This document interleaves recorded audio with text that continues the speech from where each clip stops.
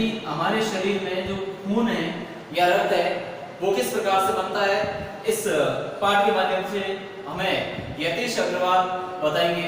इनके लेखक का नाम यतीश अग्रवाल है, जो कि एक तरह से देखा जाए तो एक कहानी के माध्यम से हमें बता रहे हैं कि किस प्रकार से हमारा शरीर और रक्त एक दूसरे का पूरक है, या शरीर जो बना है वो रक्त से मिलकर बना है। रक्त का भी इसमें अहम भाग होता है या अहम भूमिका होती है, उसके बारे में बताया गया है। पहला देखो, इसमें एक कहानी के माध्यम से उन्होंने बताने की कोशिश की है। दिव्या अनिल की छोटी बहन है। दिव्या और अनिल एक बहन भाई है। दिव्या छोटी है, अनिल बड़ा है। यूं तो वह शुरू से ही कमजोर है। यूं देखा जाए तो दिव्या शुरू से ही कमजोर लड़की है, यानी शरीर में वीकनेस है, उसके थकान रहती है, कमजोरी महसूस करती है, खाना कम खाती है और भूख कम लगती है, नींद कम आती है। तो इस प्रकार के कई उसको लक्षण पाए जाते हैं। लेकिन इधर कुछ दिनों से उसे हर समय थकान महसूस होती है, मन किसी काम में नहीं लगता है, भूख भी पहले से कम महसूस होती है।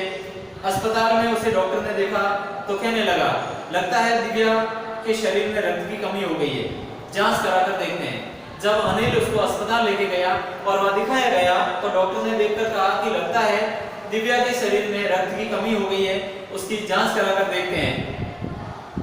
यह कहकर उन्होंने दिव्या को रक्त की जांच के लिए पास के कमरे में भेज दिया।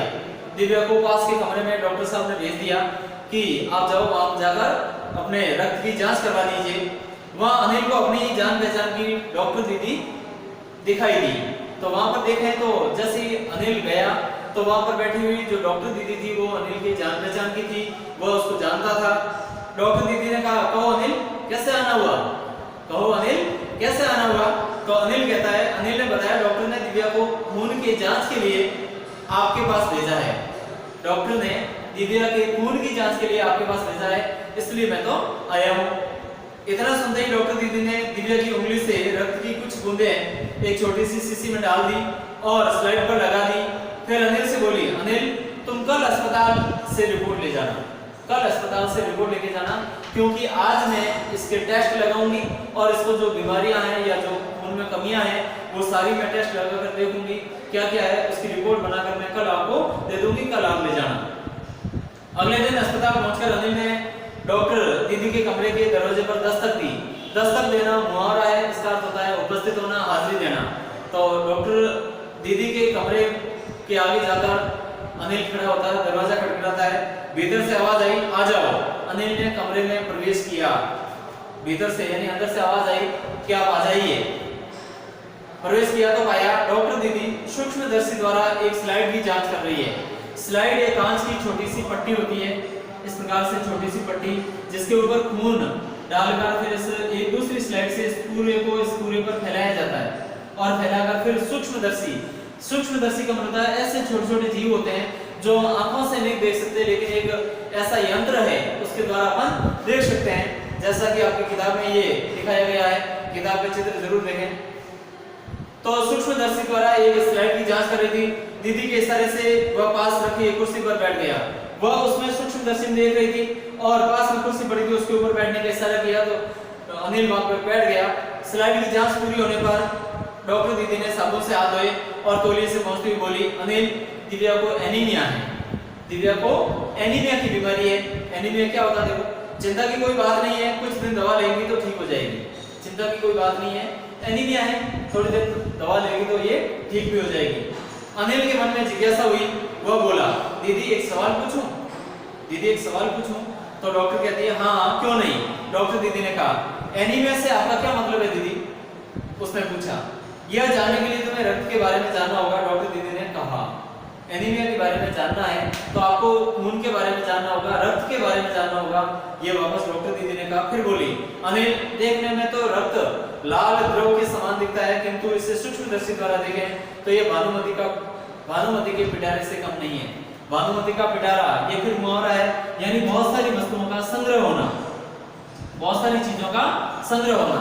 यानी देखने में तो खून अपने कैसा दिखाई देता है, लाल तरल पदार्थ जैसा दिखाई देता है, लेकिन ये केवल लाल पदार्थ ही नहीं है, तो इसमें बहुत सारे और भी कण होते हैं।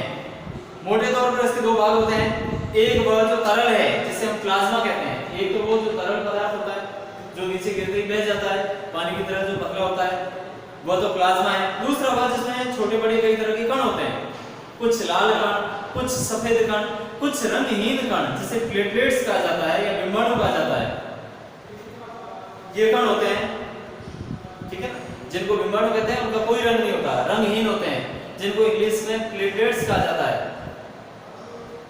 ये कण प्लाज्मा में तैरते रहते हैं। ये सारे कण प्लाज्मा यानी जो तरल पदार्थ है उसके अंदर तैरते रहते हैं। इतना कहकर डॉक्टर दीदी ने सूक्ष्मदर्शी के नीचे एक स्लाइड लगाई और उसे फोकस किया। फोकस का मतलब होता है देखने के लिए स्लाइड को यानी सूक्ष्मदर्शी को ऊपर नीचे किया जाता है कि वास्तव में कौन सी स्थिति से सही दिखेगा। तो इस प्रकार से फोकस किया और बोली, देखो अनिल, सूक्ष्मदर्शी द्वारा जो कण तुम्हें दिखाई दे रहे हैं ये है लाल रक्त कण।